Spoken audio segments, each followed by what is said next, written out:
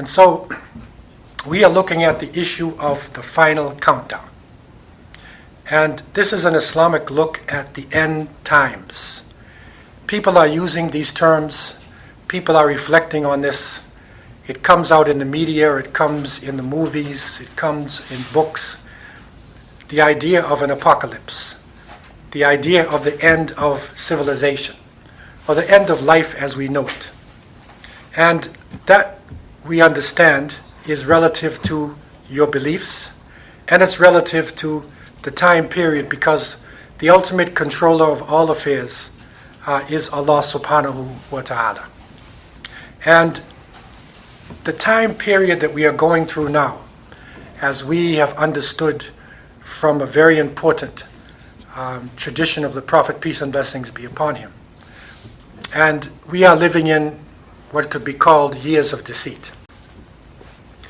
The Prophet, peace and blessings be upon him, in an authentic hadith, which we had presented in the first class, so I'll go right into the English. And that is that verily preceding the false Messiah, Dajjal, will be years of deception. Sinina khadda'a. In another hadith, he said, sanawatun khadda'at. So it is years of deception, in which the truthful will be considered liars, and the liar will be believed.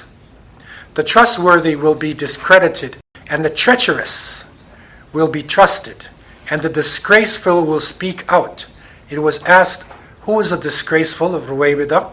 And the Prophet ﷺ said, little wicked men will speak out on the affairs of the masses of the people. Al-Fawasiq. And so this term is being used to describe this time preceding the coming of the Antichrist. And this is a powerful statement if you understand the traditions of the Prophet, peace be upon him, because the Dajjal is considered to be the most dangerous individual, the greatest test ever to face this ummah. But this is coming up to him, preceding. And we could say these are the forerunners of Dajjal. It is not Dajjal himself, as we will find out, inshallah, in upcoming lessons, but they are forerunners who are setting the stage for this one-eyed Antichrist, the concept of the one world government, the one world order, the one world bank, the one world military, the one culture throughout the world, focusing on this one, which is blinded spiritually, but yet it is very much involved in material life. This is the time of the Antichrist. And so coming up to him amongst the forerunners are these people called by the Prophet ﷺ al-Fawasiq. And that is the isma tasghir. It is the small version or the small word for fasiq, a disobedient, evil, wicked person. And this concept of deception is a really important concept.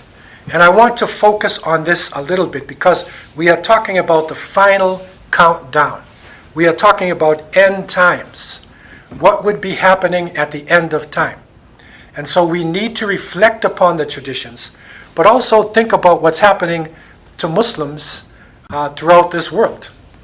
Because really this deceit or this deception is universal.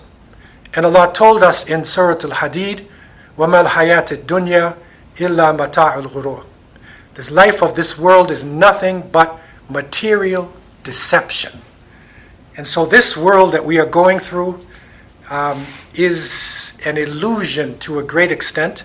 There is reality and there is unreality mixed together, and this is creating this deception.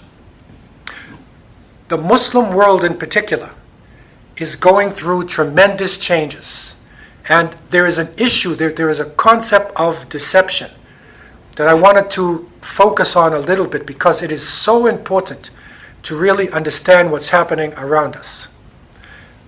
Many people are confused. There are millions of Muslims in the world, 1.6 billion Muslims. Masjids are filled. People are making dua. Hajj. There are so many people who would want to go to Mecca. There are rich Muslims. There are intelligent Muslims. But yet, we are under the brunt of an assault throughout the world. And we're not getting the response from our leadership. We're not getting the response that we expect. And we need to understand what is happening. Because deception is something that is not really so clear. And one of the great scholars of Islam, whose name was Ibn Qudamah al-Maqdisi, rahimahullah, he did a book called Mukhtasar Minhaj al-Qasidin. And this is actually available online, even translated into English.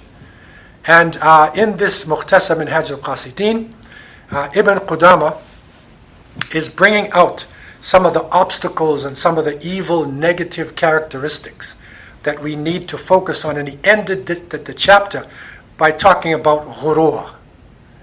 And I believe that this concept of ghurur is one that all Muslim leaders, everybody should have an idea of, because it is affecting everybody on the ground.